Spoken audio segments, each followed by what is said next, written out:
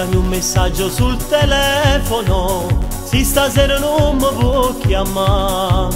Se mamma e padre ti controllano, con chi parla e con chi da fai tu. Tu sopporti ma non ti ribelli mai, e già ne hanno scusa poi in da stanza. Non sanno che tu già si femmina, e come una volta tu l'hai fatta già. Quando ti hai spogliata tu mi era tuo cuore, ammiscati in da paura, stiamo bene, che per me teniva rindo tu. Mi ricordo ancora come fosse ieri, ma vetta stringiva forte forte a me. Quando ti hai spogliato mi era da chiamato, a giurato che mi sposa con te. Mamma e padre te l'hanno capito, tu con me e con te, sì ma stessa cosa, lo stesso amore.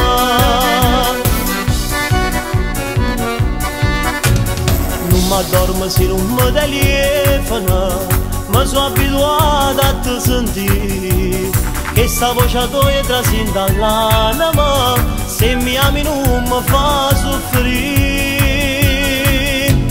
Quando ti hai spogliato tu mi era tuo cuore, ammiscati in da paura, stiamo bene, che per me teniva rindo tu.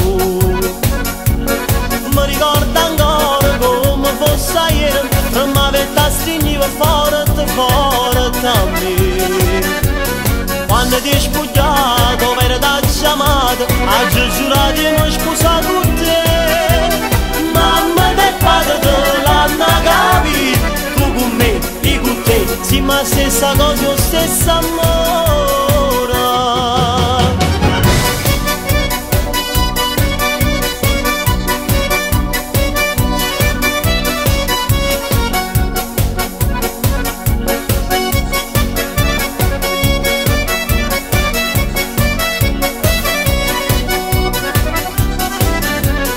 Quando ti hai spogliato mi era da chiamato, a giurato che mi sposa con te.